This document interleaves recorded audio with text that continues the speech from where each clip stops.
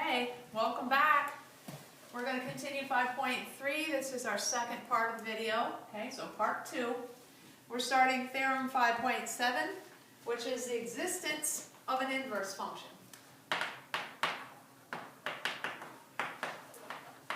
Here, I'll capitalize that.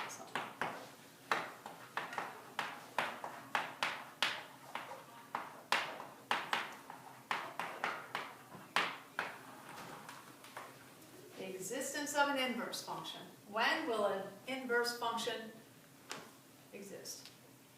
Okay. This has two parts to it. Okay. First part says a function has an inverse function if and only if the function is one-to-one. A function has an inverse function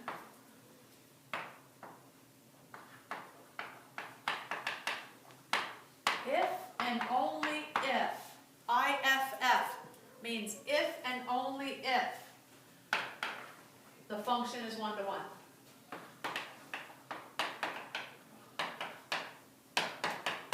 And I can write out one-to-one if I felt like it, but I don't, so I'm doing this notation. Now there's two things we have to pay attention to with that rule. Number one, the word function. Number two, the phrase one-to-one. So what makes a given rule into a function? You guys remember the definition? Mathematical definition of a function? Where each element in the domain is paired with one. Oh, what's my word? Exactly one element in the range. So let's just say that again. Where each element in the domain is paired with exactly one element in the range. It doesn't mean that elements in the range can't accept more than one x value. It just means that each element in the domain is paired with exactly one element in the range. Here's a function that we have that we really like. It's one of my favorite functions. What is it? Y equals x squared. That's a function because every single element in the domain of my x's, is paired with exactly one element in the range. If I take any x value, I put it in there and square it, I'm only going to get one answer, right? I don't get two answers, I only get one answer. Okay, so this is definitely a function. Problem is it's not one-to-one. Because in order to be a one-to-one function, not only does every element in the domain have to get paired with exactly one element in the range, but every element in the range has to be paired with exactly one element in the domain, so it's got to go backwards. So not only do we have to worry about a vertical line test for x values, now we have to worry about a horizontal line test for y values. Now you see this y value, I'll pick the y value of 4. Okay, isn't it true that 2, 4 is a point on my graph? And so is negative 2, 4. So I have a function, it's just not a one-to-one function.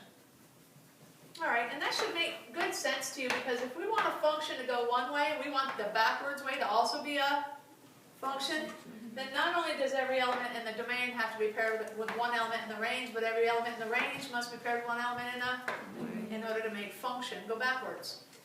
Okay, so it's got to go both ways. We call it one-to-one. Okay, so this wouldn't work, would it? Remember last year we restricted the domain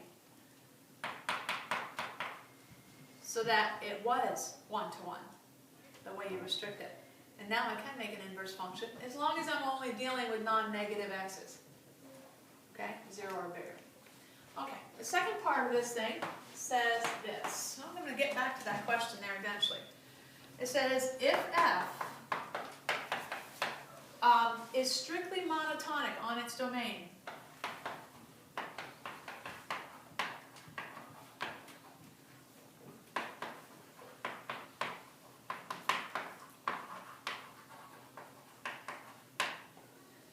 if f is strictly monotonic on its domain, then f is one-to-one,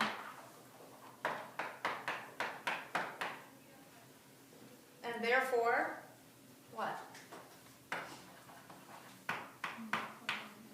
Has f inverse.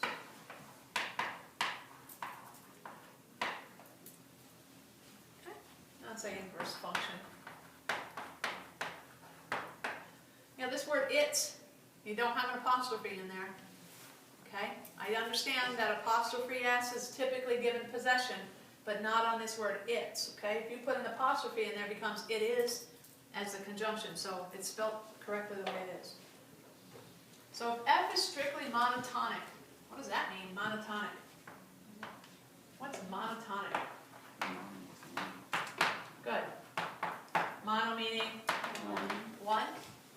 All right. Don't you hate looking up a word in the dictionary and you find another word that you didn't know anyway? You don't look things up in the dictionary.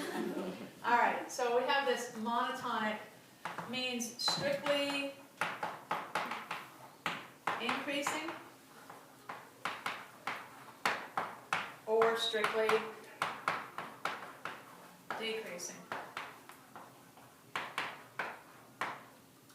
Basically, our function has to continually be going up and up and up and up and up and up and up, or down, down, down, down, down, down, and down.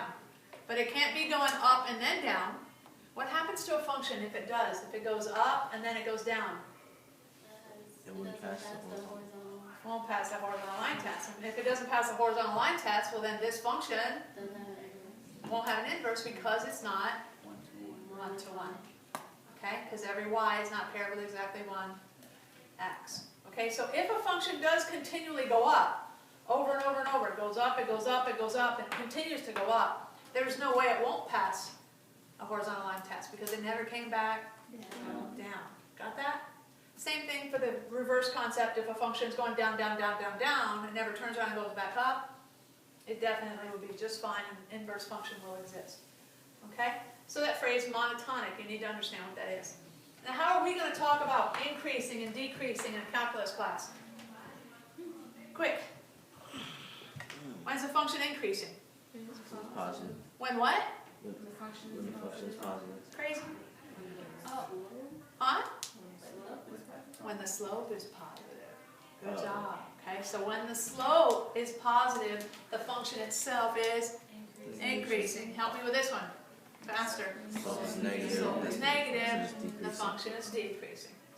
Okay?